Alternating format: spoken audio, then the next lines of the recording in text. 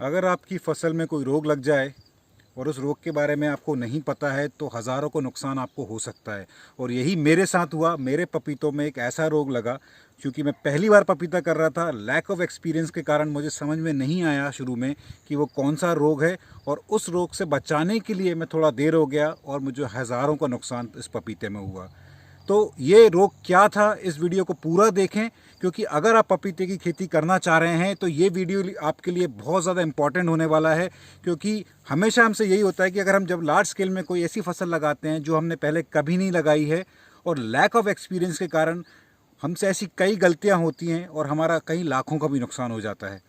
तो हमेशा मैं आपको यही एडवाइस करूंगा कि अगर आप कोई भी एक नई फसल लगा रहे हैं, आप उसको छोटे से स्तर पर पहले लगा के देखें। उस क्रॉप की जो क्रॉप फिजियोलॉजी है वो आपको पता होनी चाहिए, उसमें क्या क्या रोग लग सकते हैं वो आपको पता होना चाहिए। मैं संकल्प शर्मा विदिशा मध्य प्रदेश से नर्मदा प्राकृतिक फार्म के YouTube channel natural farming made easy पर आपका स्वागत करता हूँ। ये वीडियो आप अंत तक देखें, क्योंकि इस वीडियो में आपको बताने वाला हूँ कि मेरे पपीते में क्या रोग लगे थे और वो किस कारण से लगे।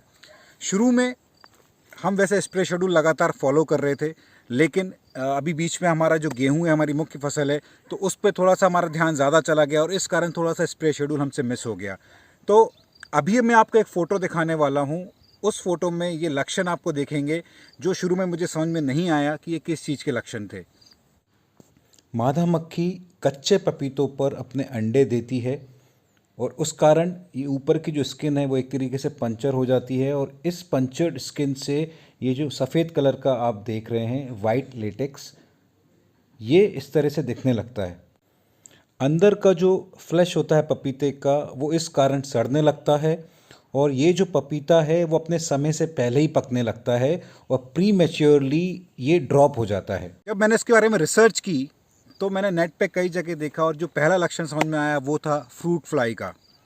और ऑब्वियसली आप जब फ्रूट फ्लाई आपके फसल में लगती है, अगर आपको उसके लिए बचाव करना है तो इस तरह के कई फ्रूट फ्लाई के ट्रैप्स हैं जो मार्केट में अवेलेबल हैं, और मैंने भी यही किया। मैंने कुछ फ्रूट फ्लाई के ट्रैप्स इस पूरे ऑर्चर्ड में लगाए, लेकिन जो यहाँ सबसे बड़ी गलती हुई वो ये थी कि इस पपीते में जो फ्रूट फ्लाई लगती है उसकी जो स्पीशीज़ है वो वैरायटी अलग होती है एज़ कम्पेयर टू जो आप लौकी, खीरा, करेला जैसी फसलों में जो आप फ्रूट फ्लाई ट्रैप लगाते हैं, या अमरूद में जो फ्रूट फ्लाई ट्रैप लगाते हैं, उसमें जो फ्रूट फ्लाई जो मक्खी आती है वो अलग है।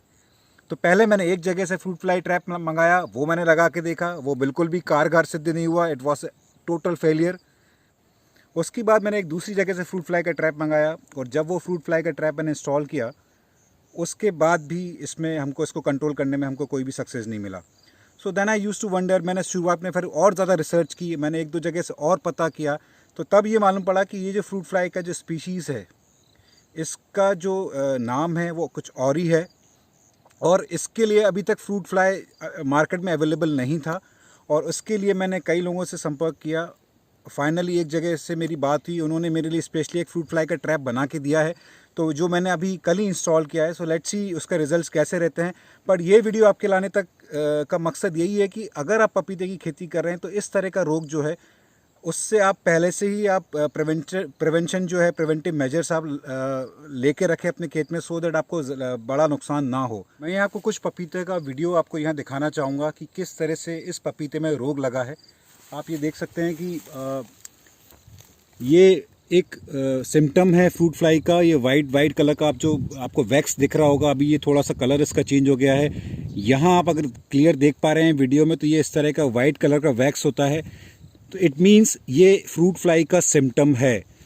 तो फ्रूट फ्लाई को कंट्रोल करने के लिए जो एक फ्रूट फ्लाई ट्रैप आता है वही एक अच्छा इसका ऑप्शन है जिससे आप इसको कंट्रोल कर सकते हैं। अनफॉर्चुनेटली इस तरह का फ्रूट फ्लाई जो ट्रैप है पपीते के लिए वो अभी मार्केट में अवेलेबल नहीं है, एटलीस्ट मेरी नॉलेज में तो नहीं आया है। मैं आपको एक दो जगह फ्रूट फ्लाई के ट्रैप्स आपको दिखाता हूँ जो मैंने लगाए थे और उसमें रिजल्ट्स कैसा रहा। ये जैसे एक हमने यहाँ फ्रूट फ्लाई का जो ट्रैप है वो हमने यहाँ इंस्टॉल किया हुआ था। अमूमन जैसे मैंने पहले भी मल्टी लेयर फार्मिंग में करेला जब खीरा किया था उसमें भी मैंने फ्रूट फ्लाई का ट्रैप लगाया था, बट कुछ ही दिनों में उसमें 100 से लेकर 200 मक्खियाँ उसमें फंस चुकी थी। बट इसमें आप देख सकते हैं हार्डली 4 या 5, अगर थोड़ा सा आप क्लोज लेके आए सुरेंद्र, इसमें आप देख सकते हैं हार्डली 3 या 4 ही मक्खियाँ इसमें दिख रही हैं। इट मीन्स ये उतना इफेक्टिव नहीं था। ये जो इसमें लेयर लगा हुआ है वो एक्चुअली में जो पपीते में जो फ्रूट फ्लाई लगती है उसके लिए ये लेयर नहीं बना था। तो ये एक बहुत बड़ा फेलियर का रीज़न रहा है। और साथ में क्या होता है कि जैसे ही ये फ्रूट फ्लाई का इसमें अटैक होता है तो उसका एक दूसरा आउटकम ये निकलता है कि इसमें एक फंगस जो है वो भी इसमें लगना चालू हो जाती है। तो जैसे मैंने बताया, फ्रूट फ्लाई का जब अटैक होता है तो ऑब्वियसली उसका जो रेसिस्टेंस पावर है और ज़्यादा कम हो जाता है, तो फंगल इन्फेक्शन के लिए it gets prone to fungal infection.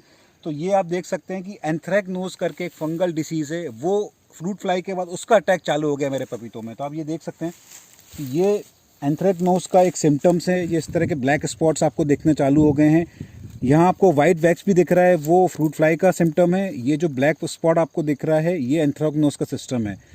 तो कहीं ना कहीं एक लैक ऑफ एक्सपीरियंस के कारण ये एक स्टेज पहुंची है। प्लस फ्रूट फ्लाई का जो एक अटैक होता है उसको कंट्रोल करना बहुत मुश्किल हो जाता है अगर आप शुरू से प्रिवेंटिव मेजर्स ना लें।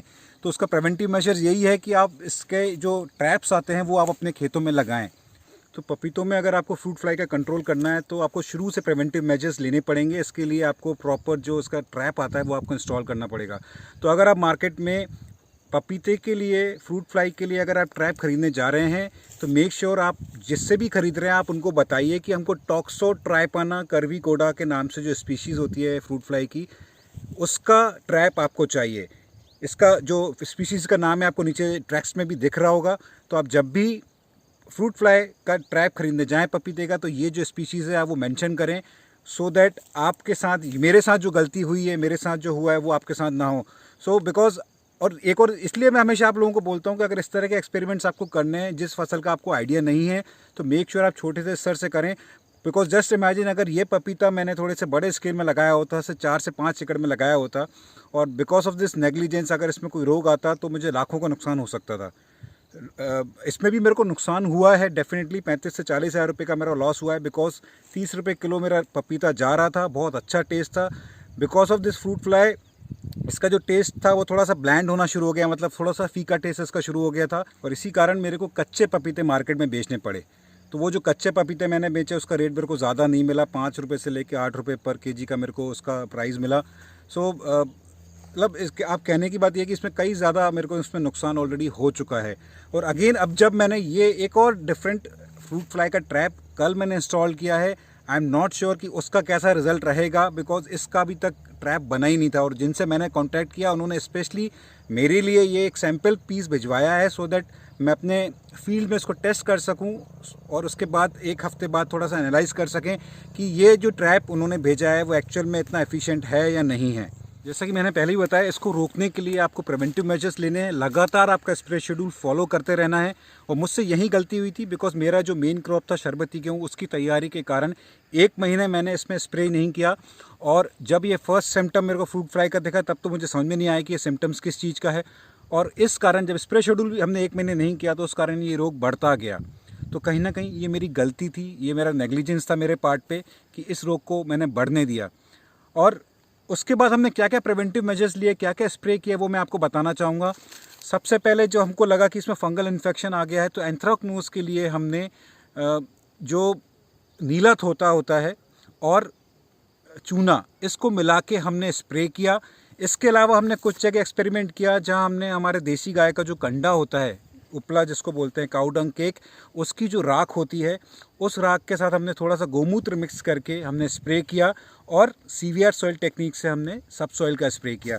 तो मैं आपको थोड़ा क्लोजअप आपको यहाँ दिखाना चाहूँगा कि यहाँ आप देख सकते हैं थोड़ा सा आपको रेसिड्यूज़ दिख रहे होंगे मिट्टी का, थोड़ा सा रेसिड्यूज़ आपको राख का भी यहाँ दिख रहा है। ऐसे ये पीछे की तरफ आप देख सकते हैं, यहाँ अगर आपको वीडियो में दिख पा रहा है तो यहाँ भी आप देख सकते हैं ये पूरी राख है और थोड़ा सा मिट्टी का रेसिड्यूज़ है। यहाँ भी आपको राख दिख रही है। तो आप ये देख सकते हैं सारे पपीते स्पॉटलेस अभी मेरे को दिख रहे हैं, इसमें फ्रूट फ्लाई का इन्फेक्शन अभी नहीं दिख रहा है।